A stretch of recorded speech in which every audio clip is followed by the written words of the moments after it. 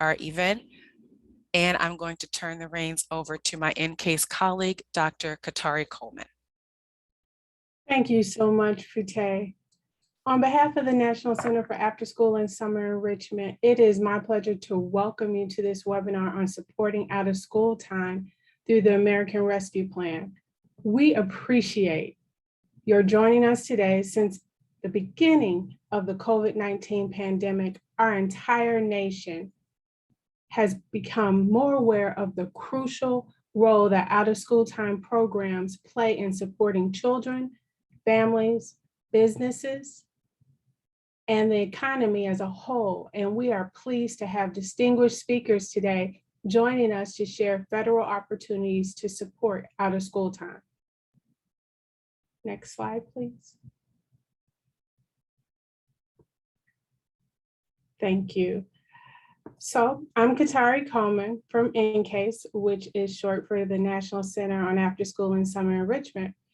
And our other presenters for today include Megan Campbell, who's a child care program specialist with the Office of Child Care, Administration for Children and Families, and the U.S. Department of Health and Human Services. Then we have Jillian Luckner, Policy Manager for the Afterschool Alliance.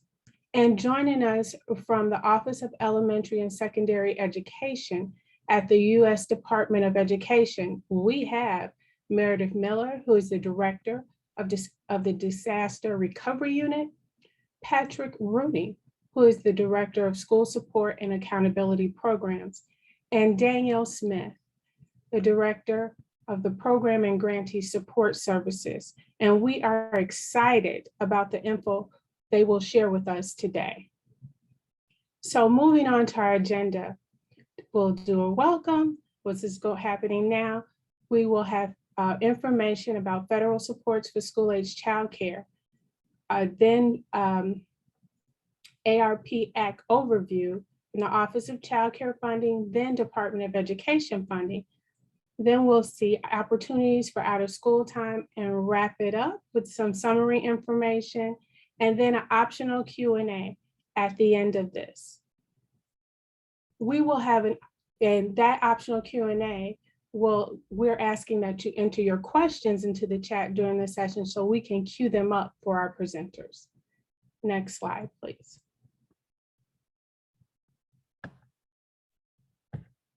So just to share a little bit about Incase, our broad goal is to ensure that school-aged children and working families of low income have increased access to after-school and summer learning experiences that contribute to children's overall development and academic achievement. We are part of a national training and technical assistance system funded by the U.S. Department of Health and Human Services, Administration for Children and Families, Office of Child Care through Child Care and Development Funds. This network of national centers supports states, territories, and tribes in implementing CCDF to provide low-income families who are working or participating in education with help paying for childcare. Next slide, please. Since 2018, Incase has published annual data profiles that provide information and data points for states and territories that reflect the two largest federal supports for school-age and out-of-school time programming: the Child Care and Development Fund and the 21st Century Community Learning Centers program administered by the U.S. Department of Education. And this 2021 national profile, using pre-pandemic data, you see that according to the fiscal year 2020 data, 45% of the children served through CCDF are school age, and over 611,000 school-age children are supported nationally via CCDF monthly, with 75% served in center-based care. 21st Century served over 1,367,000 children. The profile also provides information about childcare, about the childcare workforce, about their professional development, which includes supports for the positive development of school-age children, use of grants and contracts for school-age childcare slots, consumer education information, and information about State Afterschool Networks and the National Afterschool Association state affiliates. Even with all of this federal support, supplemented by state, district, local, and other funding sources, there are still many families unable to access out-of-school time programming for their school-age children. Jillian will share more information about this later in the webinar. Next slide, please. The great news is that help is on the way through the American Rescue Plan Act. And our speakers will share with us the specifics of these funding streams and their potential to support OST. Once again, you can post your questions in the chat throughout the presentations, and our presenters will respond to them during the Q&A session. And now it is my pleasure to introduce Megan Campbell, who will share information about the American Rescue Plan Act funding through the Office of Child Care. Megan. Hi, thank you, Katari. Hi, everybody. It's so nice to be with you. Thanks for having me.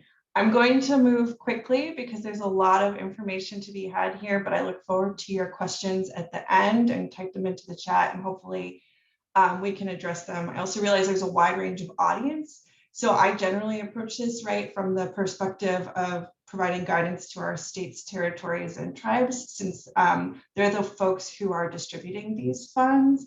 But please don't, I hope that that doesn't keep folks from asking questions, and I will hope to try to connect some of these to a wider range of audiences, but please ask any clarifying questions you might have.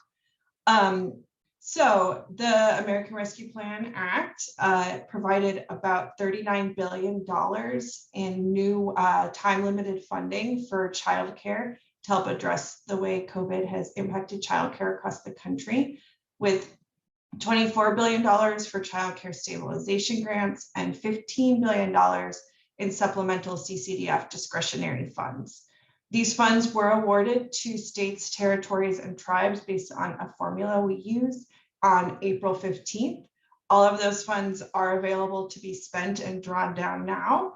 And the funds did come with some restrictions. So the lead agencies receiving funds and at the federal cannot replace or cut existing investments in childcare and replace them with these new funds. This is really meant to be on top of the existing investments that everyone has been making over the past several years. Next slide, please. So our first big funding stream, this is the $24 billion one, is for stabilization subgrant funds to child care providers. We issued guidance on this on May 10th. That guidance provided a lot of information about requirements, suggestions, recommendations, etc. But the big kind of key point of the guidance of this funding is that it is very different than the regular child care and development fund funding that normally goes to support working families with low incomes to help them better afford child care. This is really targeted at supporting the much broader child care market. We know the subsidy market is not a very large piece of it. And so these funds go to help on the beyond the subsidy system to many more child care providers, and much more focused on the business side of child care. So more focused on the kinds of operating expenses, the kinds of business expenses that are part of everyday child care, but also the significant increase in those costs that came along with addressing the pandemic. All the funds must be spent by the lead agencies by September 30th, 2023. So there's about 2 years left on those funds. The vast majority of the funds have to get to child care providers as subgrants. So for states and territories, it's 90% of the funding, and for our tribal lead agencies, it's 80%. The rest of the funding is available to them for administration, promoting the subgrants, etc.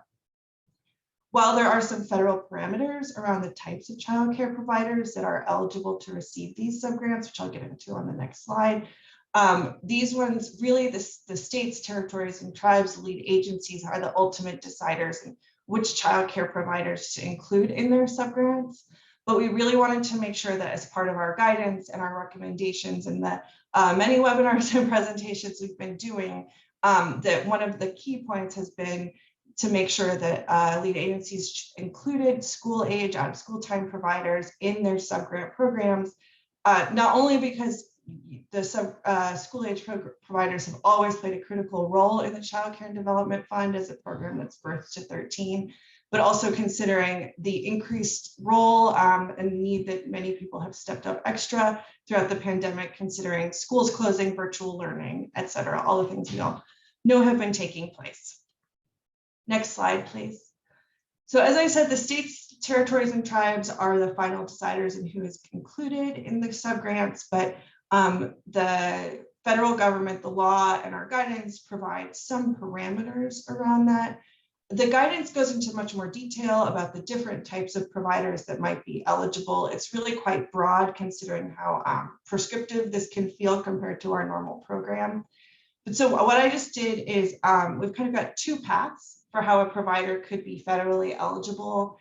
And I've laid it out in addition to, as part of our guidance, we did encourage lead agencies to include childcare centers and family childcare programs in their subgrants, and recognizing that out of school time care takes place in a wide range of settings.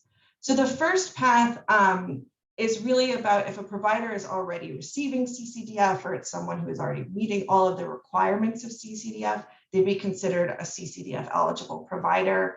And that's true of whether you're licensed or legally operating license exempt program. If you've met all of the requirements, then you would be considered eligible. And then as long as a provider is either open to provide childcare services or closed temporarily due to COVID-19 on the date of a submission, application submission, that provider would be considered federally qualified or federally eligible.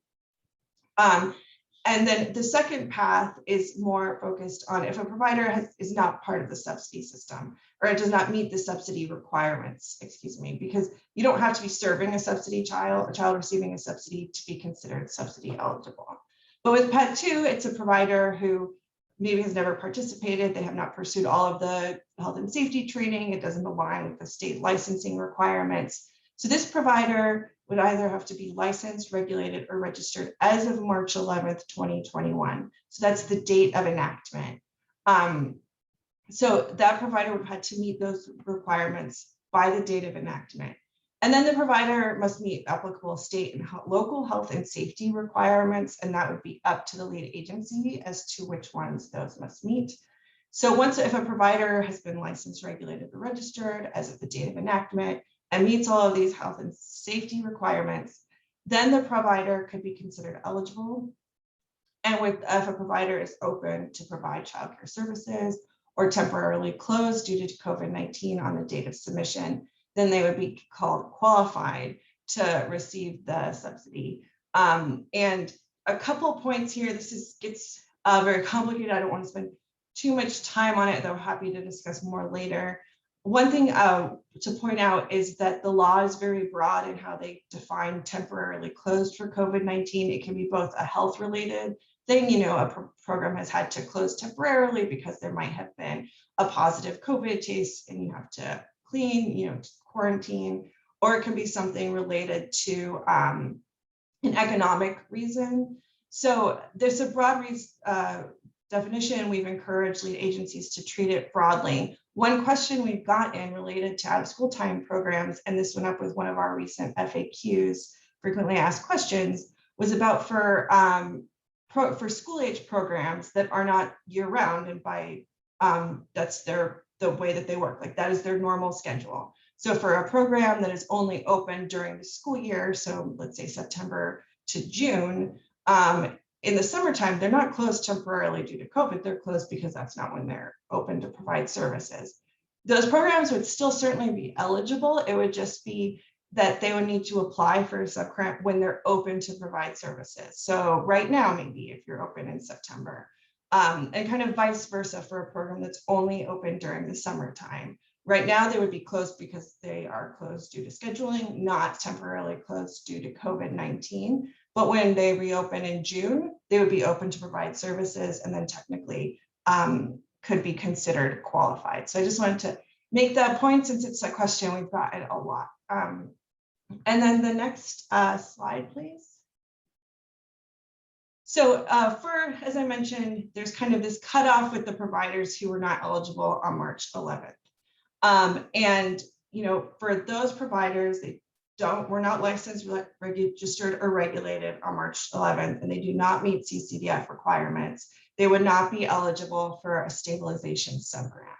However, as you can see, the CCDF requirement option, path 1, didn't have a date. It just related to the date of application. So technically, if a childcare provider wanted to be able to access a subgrant, but is not currently eligible because they were not licensed on March 11th, for example, they could choose to meet all of the CCDF requirements to become CCDF eligible. It does not mean you have to serve children receiving CCDF to meet that requirement. Go through all of those steps, and then technically could be considered eligible to receive a subgrant. And in that way, so providers who maybe didn't meet the requirement on March 11th, they'd still have the option of receiving a subgrant during the period of time. We've encouraged lead agencies to have pathways to help providers reach these requirements so that we can make sure we're reaching a broad range of providers with the subgrants. And it's also a really kind of unique opportunity for us to increase the number of providers who can participate in the subsidy system. Next slide, please. So as you can tell, basically from my quick explanation, and if you've been on any other webinar about this funding, this is a really complicated, tricky piece of it. We've got a lot of discussion in the guidance, but we try to find different ways and useful resources to provide more information. And so in working with our great technical assistance partners, we've put together this kind of decision tree to help walk through the different types of providers. And this gets into some of the ones I'm not talking about, like relative and in-home. I'm not going to walk through it because of time, but this is on our website. You'll have links. There's also a different version that's more kind of text box based. If that's an easier way for you to understand things. So we hope that this is helpful in navigating that really tricky piece of these funds. Next slide, please. So childcare providers must apply for these funds. A lead agency cannot just send a check out to providers who they maybe have in their system, et cetera. So these applications, they must be posted on a website online so providers can access them. We also strongly encourage lead agencies to make the application process as low barrier as possible, because it's not administratively useful to a state to have to spend a lot of time on it, and it's not useful to providers if they can't actually access the funds because of a difficult application process. The law does require certain certifications be part of the application, so that includes implementing policies in line with health and safety guidance, continuing to pay at least the same wages and same benefits for staff, and to the extent possible, providing relief from copays and tuition for parents. And these must be met throughout the life of this subgrant. Next slide, please. So then the subgrant amount is set by the lead agency, but it has to be based on a provider's stated current operating costs. Lead agencies have a lot of flexibility in how they figure out those operating costs. It could be something, back to the subgrant amount. Thank you. It could be any, cost estimation formula, provider survey, or they could request individual budgeting forms and data. That is an allowable option, though it is very burdensome. Any of these can be used to calculate the operating costs, and but the provider has to, while the state can estimate that, the provider has to agree that it is similar to their actual operating costs. So that can be done through the application or at another process. The funds must also be awarded in advance of the provider using them. The state lead agency cannot require them to be reimbursed for funds. They can't force the provider to spend their own money and then send in receipts and get paid. There must be prospective payments. With the subgrant award amount itself, it does not have to cover the full operating costs, though we certainly hope that and strongly encourage that it does, to make sure that providers can continue to operate. And also that making sure that the grant award amounts are large enough to make a difference, especially considering the large number of resources and the large investment that's being made in these subgrants. Next slide, please.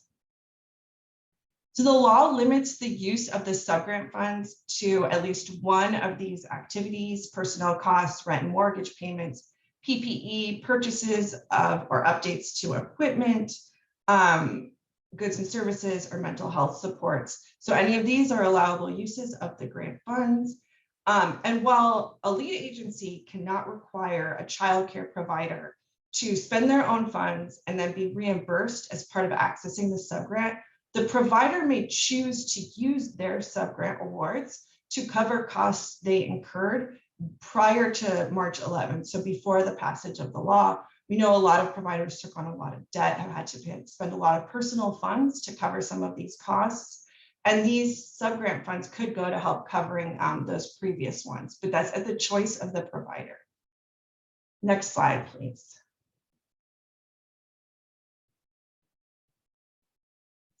Next slide, thanks. So very quickly, the other set of funding, the $15 billion, that is very, very flexible funding. It can be used for anything that CCDF can be used for, and it's not limited to COVID-19 the way that other funding was, like CARES and CRSA.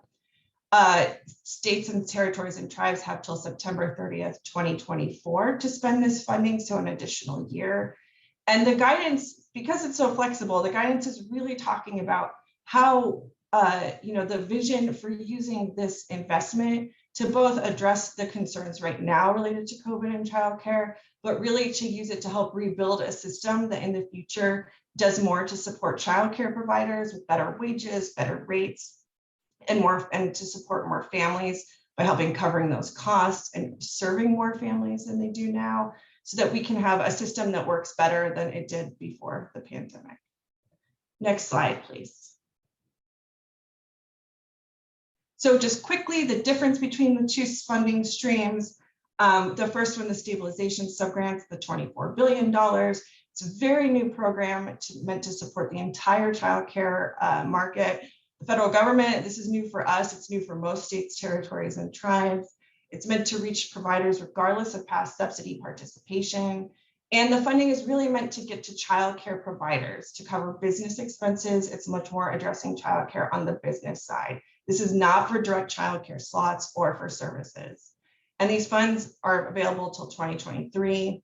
The supplemental funds, on the other hand, are much more closely aligned with CCDF and the subsidy system. It can be used to increase the quality and supply of childcare providers serving those children, and then also to help more parents afford and access childcare and access those subsidies. And those funds are available an additional year until 2024. And next slide, please. And this is just, you'll be getting the slides, but wanted to point out these resources. Want to highlight that we are tracking the state websites with the applications for the subgrants. We're posting those, so please check that. We're they keep going up, which is very exciting. It's a constantly increasingly fun map to look at, as well as our other resources. So with that, I think I will, I turn it back to Katari, is that right? Or yes, you got okay, it. great, thank you. Thank you. Thank you so much for that information, Megan. And I want our listeners, our participants to remember that you can put questions in the chat throughout the presentation, then stay on for the optional Q&A. So now it's my pleasure to introduce Meredith Miller, Patrick Rooney, and Danielle Smith, who will share information about the American Rescue Plan Act funding through the U.S. Department of Education. Welcome. Thank you. Thank you, Katari. How are you? Great, great. Is my video coming up? Because I show that I'm on Yes, video. we see you. Great. Thanks. Okay, so we're going to talk a little bit today about how the Department of Education funds support out of school time. I'm going to focus on the emergency funds. Patrick Rooney is going to focus on the formula and discretionary grant programs. And Danielle is also going to talk about some additional resources that we have. Next slide. So let's start with the emergency funds, which is a really generationally large amount of money that we've never had before. It started with the Coronavirus Aid, Relief, and Economic Security Act, or the CARES Act. And that stimulus funding was developed into two programs for K-12, Elementary and Secondary School Emergency Relief Fund, which is ESSER, and the Governor's Emergency Education Relief Fund, which we call GEAR. And then in January of 2021, the Coronavirus Response and Relief Supplemental Appropriations Act, or CRSA, was passed, and we had ESSER and GEAR 2, which were very similar in nature to ESSER and GEAR 1, with some additional funding. And then this March, the American Rescue Plan, where we have ESSER, again, we call it ARP ESSER, and that's $122 billion, which is one of the largest grant programs we've had at the Department of Education. Next slide, please. So I want to talk a little bit about how specifically the American Rescue Plan supports out of school time very specifically. There are state set-asides in the American Rescue Plan programs for ESSER, and 1% of that state set-aside is for evidence-based summer enrichment programs, and that's up to at least $1.2 billion. With this money, states must carry out directly or through grants or contracts evidence-based summer enrichment programs. And these programs must respond to students' academic, social, and emotional needs and address the disproportionate impact of the coronavirus on specific student populations. There's also a 1% set aside for states to implement evidence-based comprehensive after-school programs. And again, that's at least $1.2 billion.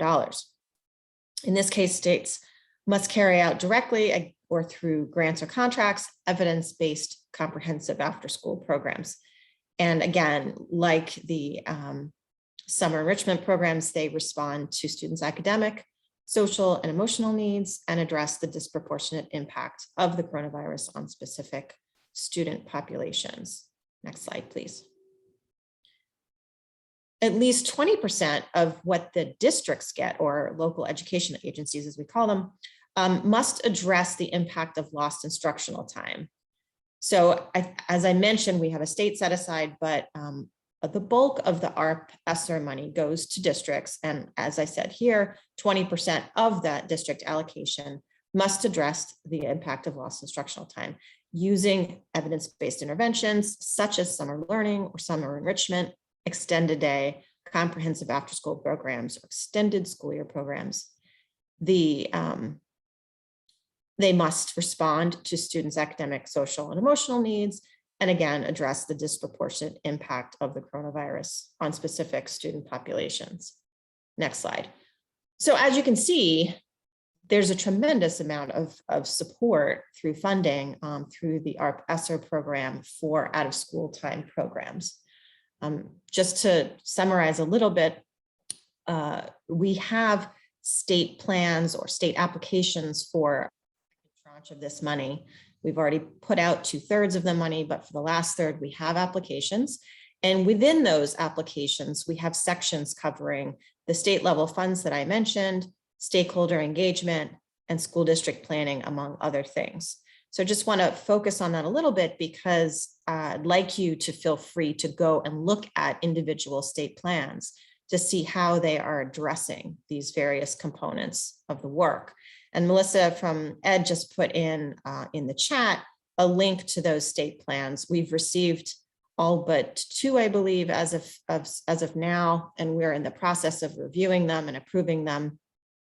But if you look in section D of those plans, you'll see more about how the state level funds support students, meaning that those particular state set-asides that I mentioned, to address the academic impact of lost instructional time, to provide summer learning and enrichment programs, and to provide comprehensive after-school programs. In that section, in most cases, states describe their evidence-based strategies for the resources. In some cases, they're still working through what those strategies are going to be. And so we will get that information in the future, but many of them at least describe in general what they're thinking of doing with those funds and how they're going to spend the money.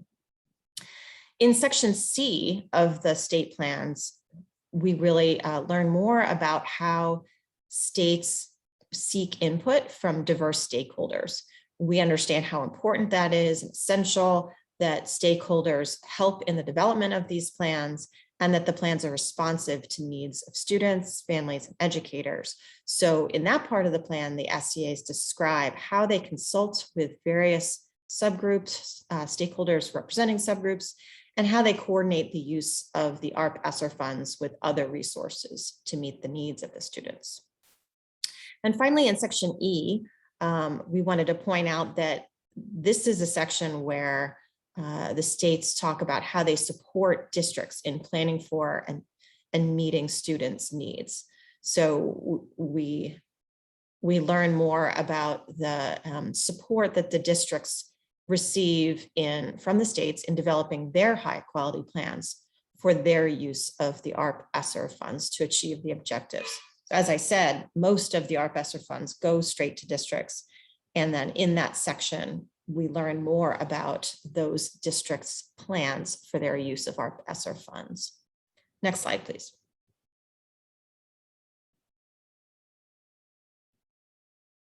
So a little bit more on the use of funds. The American Rescue Plan provides broad support for summer learning and enrichment plans, including partnerships with community-based organizations, leveraging other providers such as summer camps, summer job, or service learning programs. These programs must address the disproportionate impact of the pandemic on underserved groups of students and respond to those students' academic, social, and emotional needs. We have FAQs, which we have a link in the slide, that I think are really comprehensive and I think would be valuable for you to take a look at. Please do also note some of the procurement requirements that we outline in the FAQs. Next slide.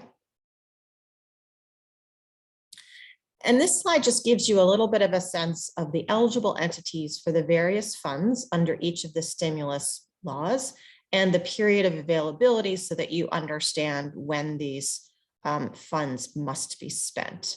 So the first group of ESSER and GEAR funds are good through September 30th, 2022.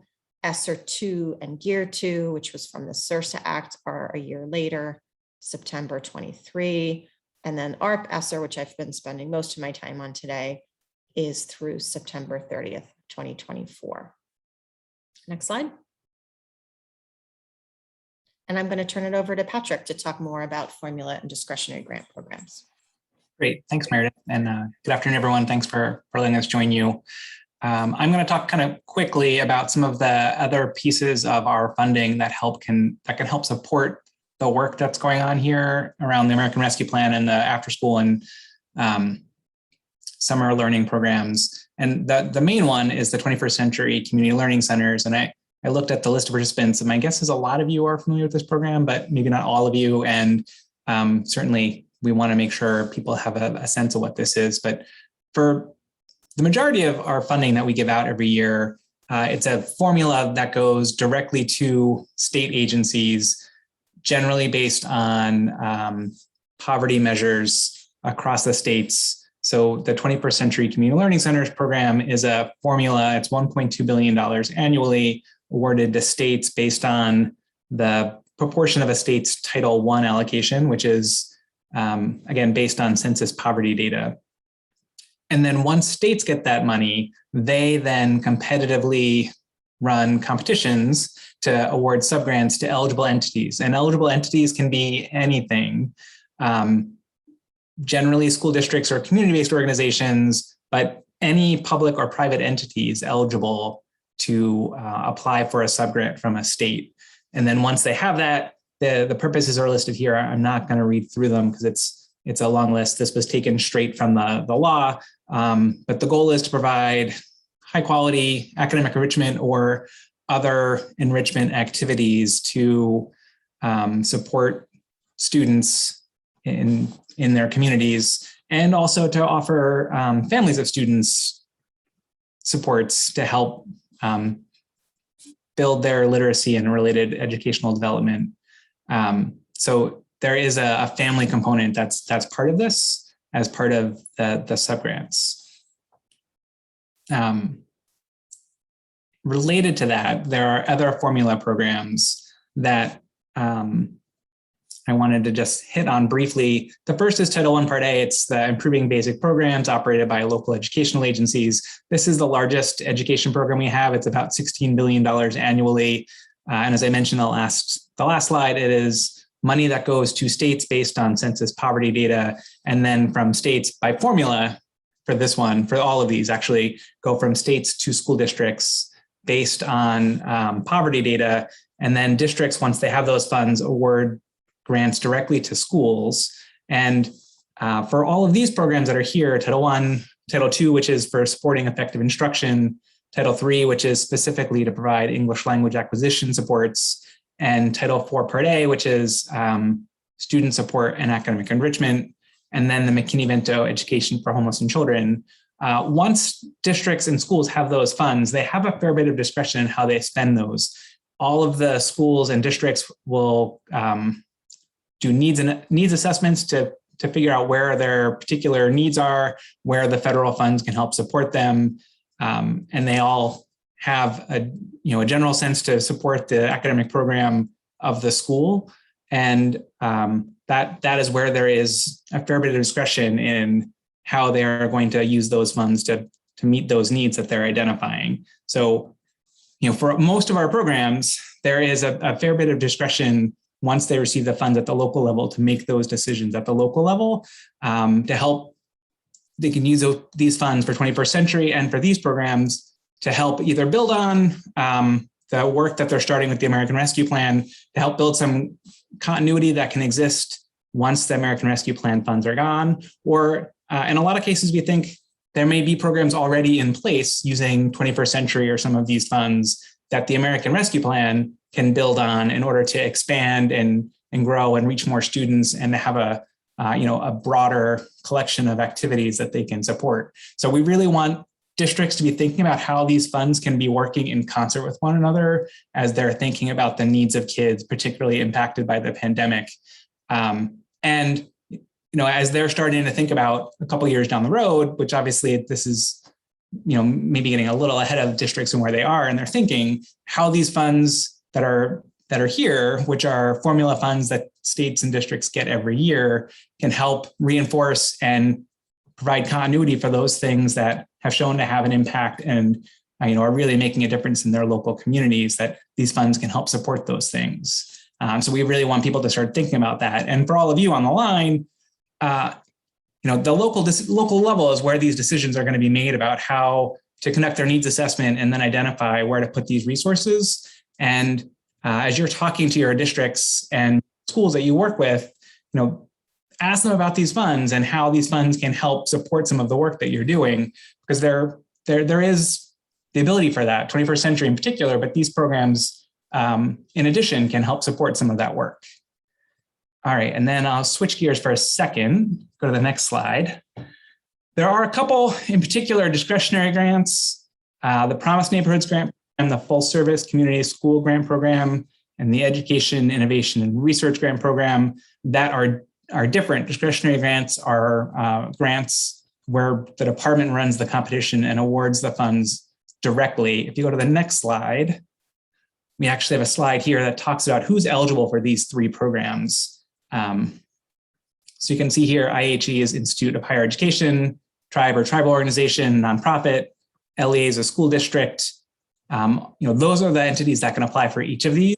And if you're interested in learning more about them, I would definitely encourage you to look into those programs to see how those specific programs might help think about the related supports and services and after-school programs and community involvement activities that you're doing, and how some of these funds may be leveraged to help expand on the work that you have underway or that you'd like to get underway. And next slide, I think I'm going to turn over to my colleague, Danielle Smith.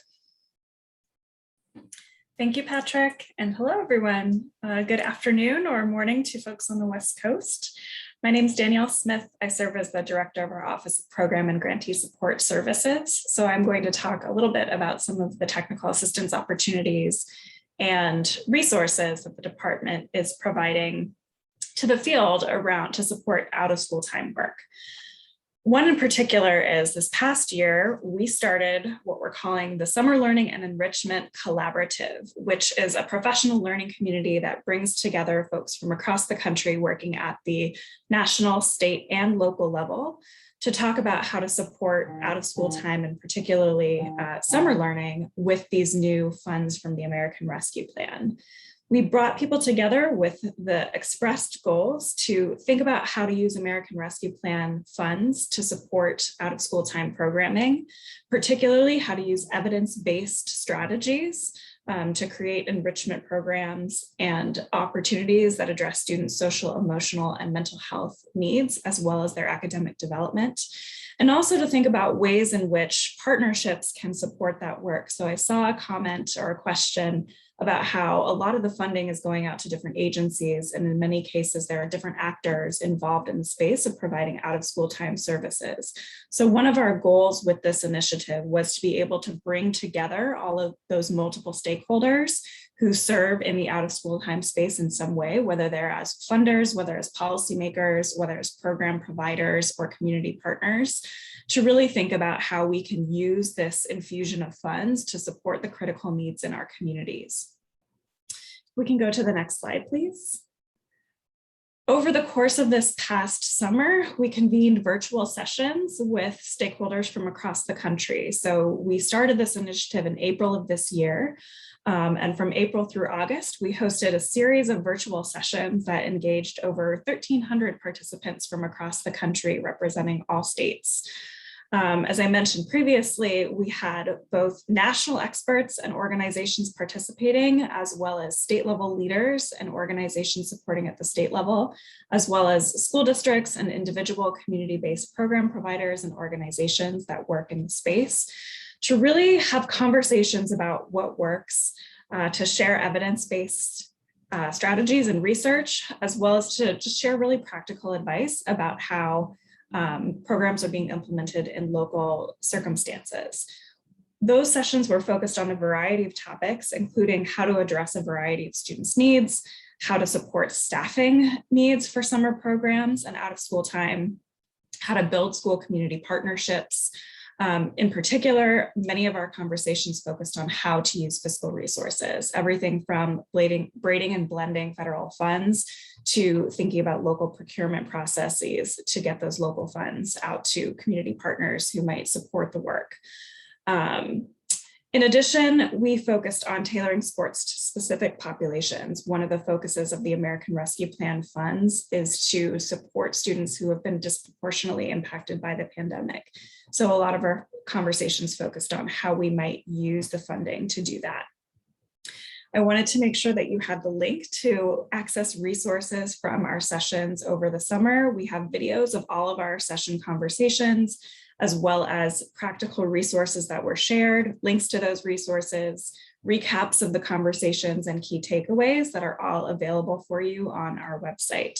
In addition, this initiative will be continuing. So if you haven't yet had an opportunity to participate in this professional learning community, you can go to the website and sign up for our listserv to receive information about upcoming opportunities through the collaborative. Next slide, please. In addition to the Summer Learning and Enrichment Collaborative, the department has put out a number of resources that focus on both how to use funds, as well as talk about effective practices for the summer learning and out of school time, which include, as Meredith mentioned, the American Rescue Plan state plans you can access on our website to view how each state is planning to approach summer and after school. You can also access our American Rescue Plan resources page, which includes a number of the documents that Melissa has shared links to in the chat, including our use of funds, frequently asked questions, and other frequently asked questions that have certain FAQs related to summer and out of school time, including on responding to crime and supporting public safety, and an FAQ that we issued this summer on our first full service community schools and related strategies. We also, over the course of the past year, have been issuing what we're calling handbooks that relate to resources and evidence-based practices to respond to providing safe school environments, as well as dealing with academic supports for students. So our Ed Handbook Volume 2, which we'll link to in the chat, additionally has a number of resources related to out of school time. And most recently, a few weeks ago, we issued another document called Strategies for Using American Rescue Plan Funding to Address the Impact of Lost Instructional Time, that specifically looks at some of these strategies. Y for Y is our U for Youth site that provides support for 21st century learning programs and has a huge wealth of resources for both summer and after school. So these are a number of ways that we're trying to provide support, point to the research about what is effective in providing learning and enrichment opportunities, and as well as to provide guidance around how to use the myriad of funding that the department makes available to state school districts and other entities to support this work. And that's it for me. So back to you, Katari. Thank you so much, Danielle. I want to thank both you, Meredith, and Patrick. And now it is my pleasure to introduce Jillian Luckner, who will share perspectives from the OST field on the opportunity that the ARP funds provide. Okay, thank you very much, Katari, and thanks to all the speakers as well. I'm Jillian Luckner, Policy Manager with the Afterschool Alliance, a national nonprofit with a mission to ensure affordable, engaging, high quality before, after school, and summer programs for every youth who wants one. And I know this has a broader audience than I often get to speak to. So if you are coming to this webinar from the early care perspective, I just want to let you know, you can kind of think of our work as just helping to support your little babies and toddlers who are now growing up. As Megan said, I do have a lot of content in this space, so I'm going to speak a little fast, but the slides will be available and happy to answer any questions afterwards.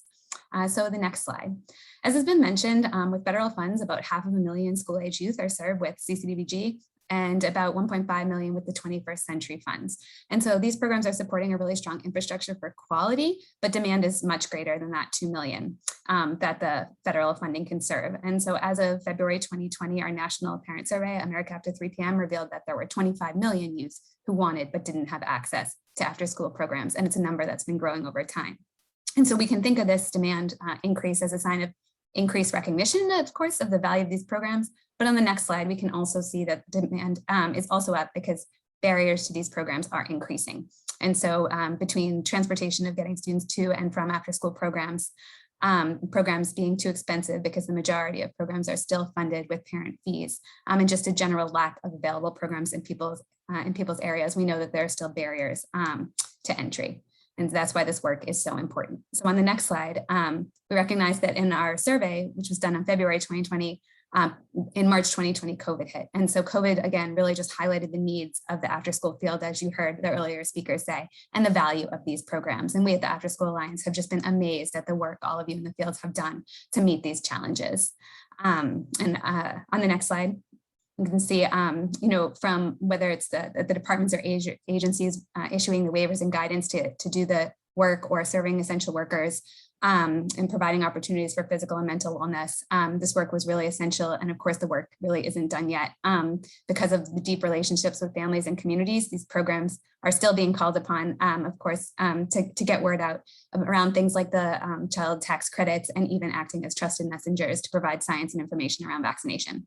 So on the next slide, we can tell, as you've heard from all the other speakers on this webinar, that this did result in some good news, that this work has been recognized by legislators. And as a result, there's some real substantial, historic, really allowable funding that will support what you do. And so I'll just put this slide in the slide deck, and there will be links at the bottom so you can find information on your state and local funding, as well as a webinar on the state and fiscal local recovery funds if you want to learn more about those. So on the next slide, I just want to present that what's already been presented is that this is a huge opportunity for all of us in the field and should be seen as something exciting. And what's even more exciting is, as you can tell from the partners on this webinar, it's not something you really have to approach alone. So the Department of Education, as they mentioned, really leaned into the opportunity and took this historic legislation and created guidance to think about ways to spend this. And as they mentioned, like really honing in on the fact that partnerships and community-based organizations can be crucial to the long-term sustainability of this work. They also highlighted the research base, which shows investments like high quality after school have demonstrated effects on math, language, attendance, graduation rates, and self-confidence. And especially highlighted that it's important to really start thinking outside the classroom and help districts expand learning, and showed evidence that says that schools with strong ties to families and communities were 4 times more likely to make significant gains in reading and math. So on the next slide, I want to highlight the Office of Child Care similarly really is thinking structurally about the work necessary, both to anchor the field now and into the future. And as was mentioned, this can include living wages and wage ladders, and really thinking about that true cost of quality care. And so I'm sure for many programs on this webinar now who are struggling to attract staff, this really deeply resonates with you. And the guidance really talks specifically about school age care, especially in the context of the larger 0 to 13 childcare system with CCDBG, where school age care sometimes requires specific attention so it doesn't get overlooked. So the guidance, as you heard mentioned, really hones in on the eligibility of school age providers to receive subgrant programs, as well as license exempt providers, and specifically mentions that some lead agencies don't license all types of care, including small family childcare homes and school age programs in school facilities, and goes on to say that the programs may be high quality and do play a critical role in meeting the needs of working families. Thank you, Katari, for helping me through the acronyms. And lead agencies should really ensure that any legally operating license exempt programs are being supported to meet health and safety and quality standards that are and are encouraged to expand licensing opportunities. So this is a real strategic opportunity for the field and to support the continuum from birth all the way through school age and give those students those mental and physical wellness supports they'll need as they grow older. On the next slide, what we did is Meredith had mentioned all the ESSER state plans that have been submitted. And so Eric Peterson on our staff looked through the state plans, and we were able to identify kind of trends and big picture trends that states are doing with their 1% set asides for after school and summer. And notice that 25 states are proposing to use their grant funds for comprehensive after school programs and opening those up to community-based partnerships. So they're really leaning into that Department of Education guidance. Similarly, 19 states allowed the same community-based partners for their summer programs, and a number of states are still in the process of deciding. We also saw 14 states were coordinating with their statewide after-school networks, and I'll talk a little bit more about that in a bit. On the next slide, we have looking at the childcare CCDF plan. So CCDF plans, it worked out quite well that we're due in July of this year for the 2022 to 2024 planning process. And because the American Rescue Plan funds came out in March, we were really able to look at these plans as a means to understanding states' visions with the increased funds. And so of the 45 plans we were able to locate by the July 1st deadline, we saw 31 states were mentioning supporting the positive development of school age children, 23 incorporating school age programs into their quality rating and improvement systems, and about 18 to 21 states, depending on where you were looking in the plan, had some kind of school age specific standards or were working on them. And these numbers are really speaking, not just to the needs of the school age field, but also to promising models that are out there so that we can learn from across the states. For example, there are QRIS systems or quality rating and improvement systems. And if they exist in a state without quality standards, they could potentially be a barrier for school age programs to participate or to receive tiered reimbursement.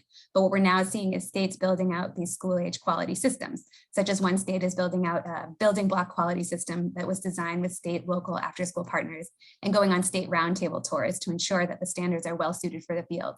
The state's then planning on conducting the deep professional development to really support the fields with the adoption and implementation of the standards. And then moving forward, they have plans to crosswalk the school age standards in their childcare with the 21st century community learning center system. So some big plans we're seeing from these states. And on the next slide, pockets of innovation were really not unusual. It seems as we get to look across states for both the childcare plans and the state plans for ESSER and their relief dollars, we really see states leaning again into the guidance and doing big picture things with these funds.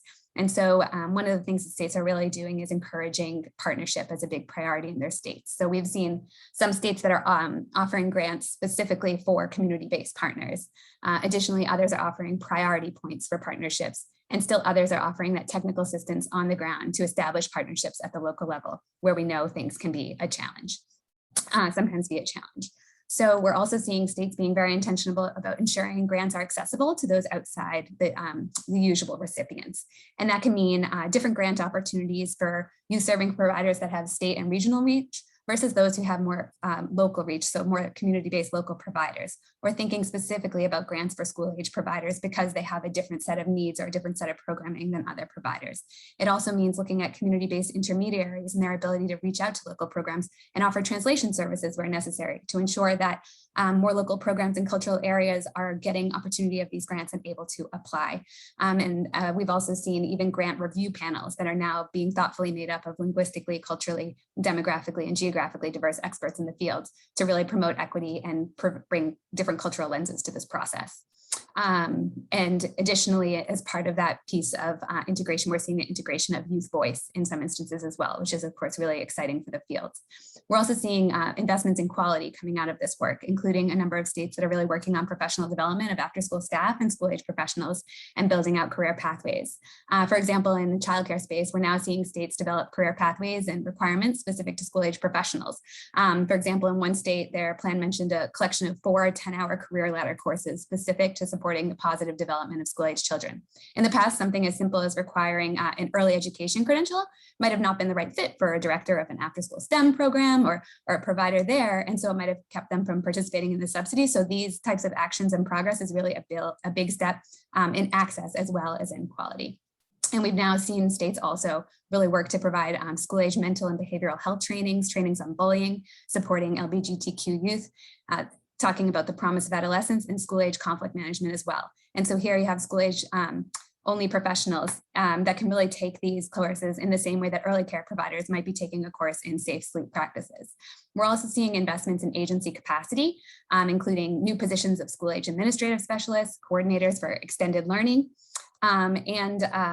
Additionally, we're seeing mapping projects to really understand landscapes of school-age care and projects that invest in data for both at the state level and at the local level, including to help districts and community partners with their data sharing. And finally, states are really doing some important work in breaking down silos and braiding funds. I know that there were some questions about that, and we will continue to collect examples, but we have seen, for example, with the ARP funds, how states are coordinating with 21st century funds and thinking about where in their state maybe 21st century funds are getting, and thinking about, okay, our state has 1/3 of our counties getting 21st century, let's focus on the other 2/3. Or another state is saying, we've had a number of qualified applicants apply for 21st century, but can't fund them all with the funds that we've been given. Let's look back at those grants and think about who we can fund now that we have additional funding. So really using things in coordination. Additionally, they're coordinating across juvenile justice funds, Department of Labor funds, and more. So on the next slide, I recognize that, again, this is really a lot, but what's nice is, especially nice is that, many states are just not undertaking this work alone.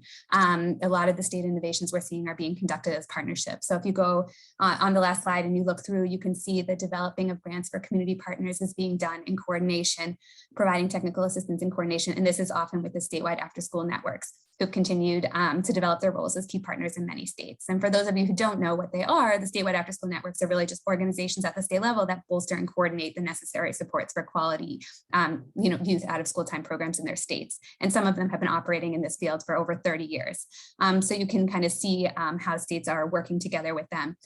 2 state networks over the summer were able to provide free trauma-informed and social emotional training to all the summer staff that were serving youth after that year of COVID, which was so important because of their relationships with the state and ability to coordinate on the use of these funds. And other networks are helping their state to coordinate on some of the cost equality work when thinking about what that looks like from a school age perspective, or identifying maps and gaps in service. So really great opportunities here, and lots of other examples that we have on our website. Hi, Jillian, Siobhan, sorry to interrupt you, but we're actually at time. Okay. So we're going to need to wrap up and hopefully have time for the Q&A session. As you said, these slides will be made available. And now and thank you so much. I'm going to pass it back to Katari to thank you and wrap us up. Thanks so much. Thank you. Thank you, Jillian. And everybody will get the remaining slides that you prepared. Time is just on us. And as we wrap up our presentation, we really would like for our participants, if you are unable to join the Q&A session that follows, right, that should be starting now, we would greatly appreciate you taking a few minutes to provide feedback on our event today using the link that has been placed in the chat. The presentation with links to resources will be sent after this event. So please take a few minutes and do that if you have to rush off to something else. Next slide. We just want to show you our library, which has some of these resources that we talked about, access to them. And moving on, we want to thank you also very much for participating in our event today, and to our guest speakers for sharing their examples and resources. And I'm going to go connect with Kate here. Can you please share the questions we received during the presentation? Unless there's somebody on that wishes to verbally share a question. Thank you. Yeah, Katari, thank you. This is Kate Goddard with Incase. We've received a number of questions, so I'm just gonna kind of go through and highlight some for our different presenters, and welcome anyone to all the presenters to share their reflections on that question if they have additional comments to say. So there was a few questions for you, Megan, related to the stabilization grants and requirements for how state agencies will spread the stabilization funds among providers that serve different ages. So there was, I don't know if you want to talk a little bit, I think you highlighted some of this a little bit, but talk a little bit about how state agencies will kind of use the funds and determine the funding amounts for different providers. Yes, thanks, Kate, and thanks for the questions that were all coming in. It was really great to see the conversation in the chat and other presenters. So we don't have kind of at the federal level any sort of set requirement about a specific kind of range of number of grants that must get to certain types of providers or cover certain ages. So just to clarify that piece, but we are tracking in a few different ways. One, as part of the guidance we did, in addition to encouraging the funds getting out to out of school time, school age providers, there also is a heavy emphasis on the funds being equitably distributed and reaching maybe some of the programs that have been left out of certain grant programs in the past, or have been traditionally underserved by the systems. And so part of that is hopefully reaching the broader range, and we're asking states and territories and tribes to really think about how they're reaching different groups. And so part of that is with the different age groups.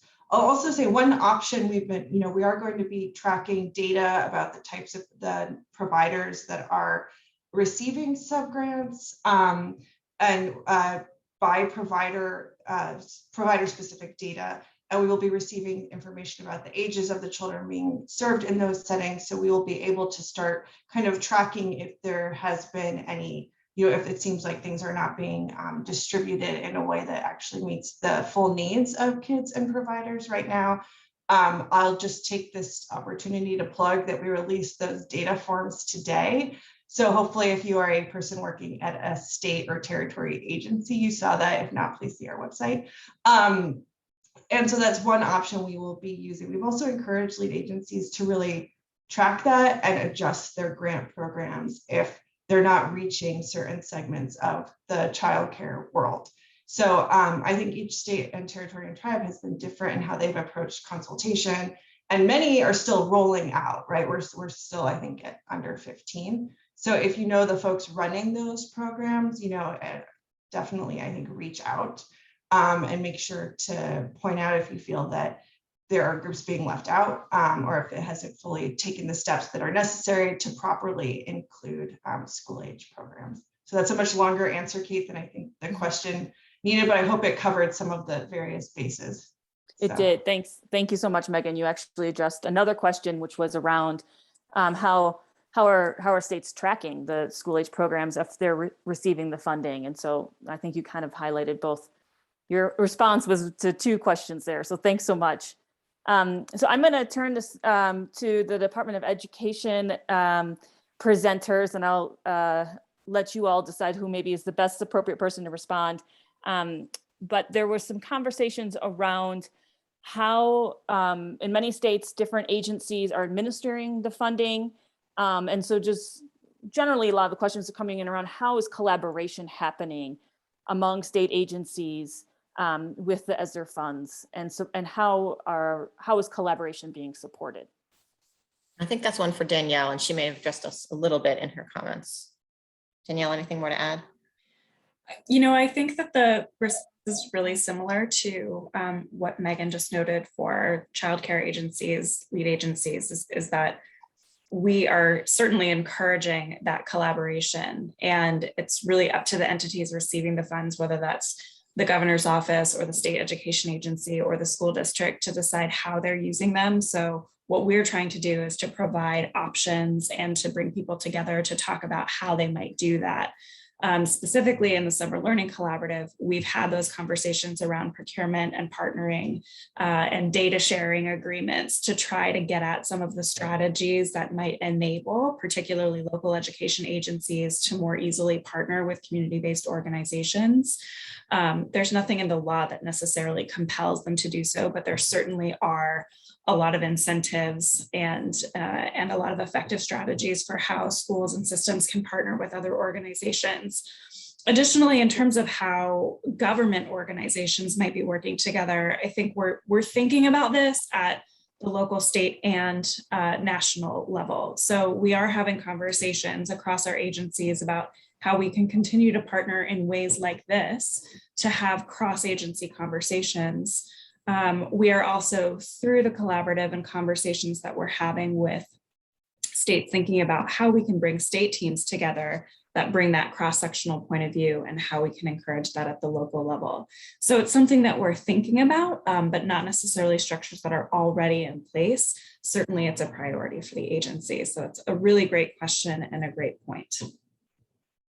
Thanks, Danielle. That was great. And I think you also kind of commented on a couple of different questions there. So appreciate your response. Another question for, maybe I'll say this for everyone, is just, are there examples of ways that funds are being blended at the program level? So I don't know if anyone has resources that they can point to in the chat box or want to talk to here around kind of specific program examples. I'd like to say that one of the questions we ask in the state plans for the American Rescue Plan ESSER program is how they are using their funds in conjunction with other education funds, how they're blending those and braiding those funds. And so if you want specific examples, especially if you're interested in a particular state, I'd again go back to the state plans, ARP ESSER state plan or state application to learn more about how your state is doing that. Great. Thanks, Meredith. And I just want to highlight too, I know the chat was very busy. So I know there was a question there that Patrick actually responded to that was with regards to the full service community schools grant program. And so he posted a link there that provides more information around its purpose and requirements. So I want to direct folks to that. And then there was some conversation, again, this can be open for anyone, any of the presenters who want to respond, but are there good examples of using the ARPA Act funds to serve high school youth and beyond? So the older population of youth.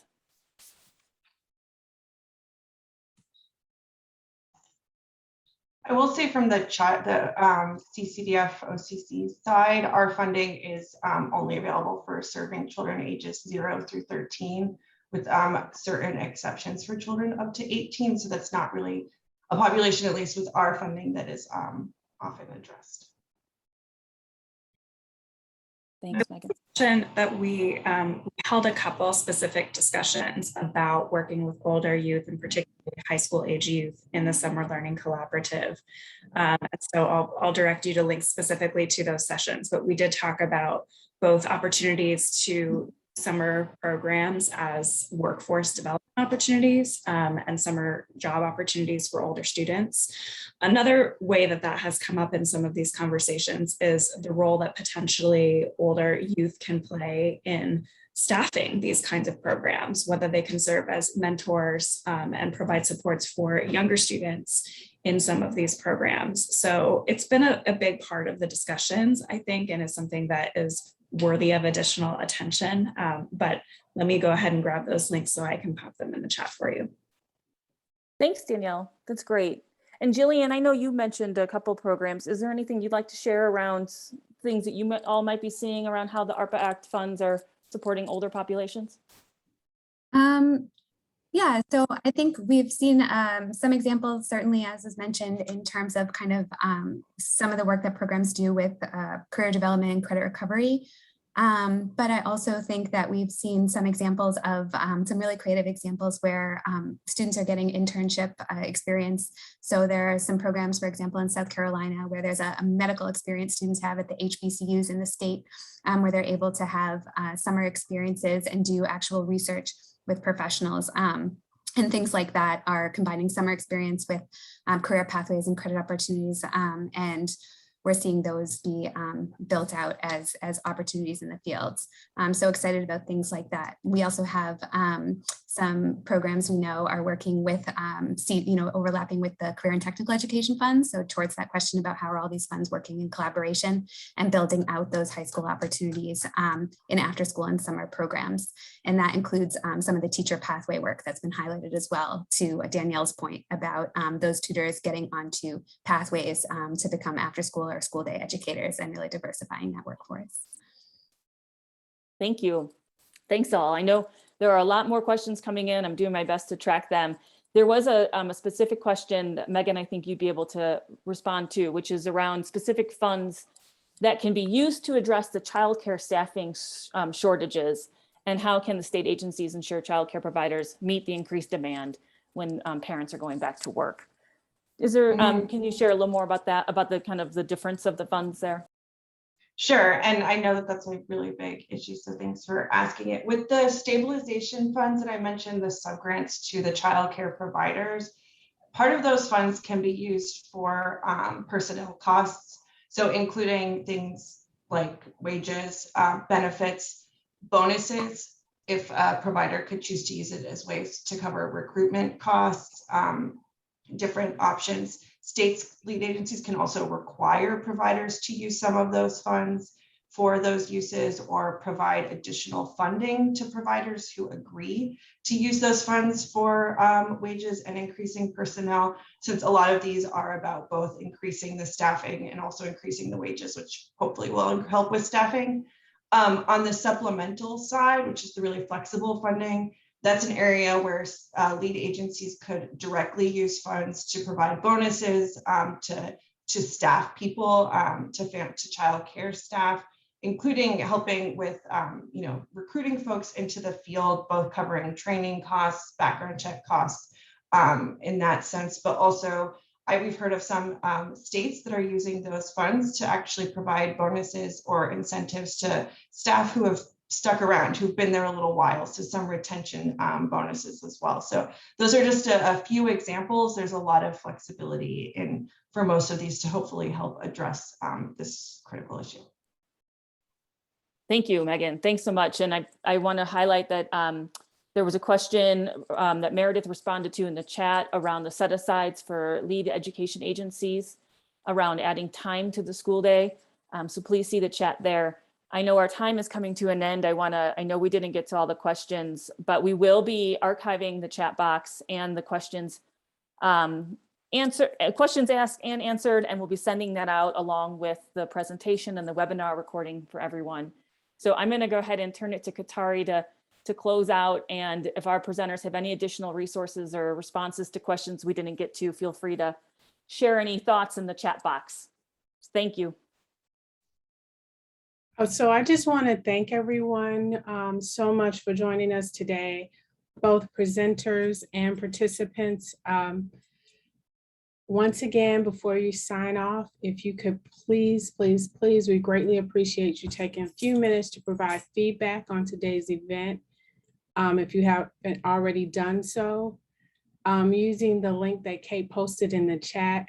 And thank you, Kate, for facilitating the question and answer part of this event, which is a new added piece that we're happy we were able to get in. And once again, thanks to everybody. I want to just say goodbye and have a great rest of your day. Take care, everyone.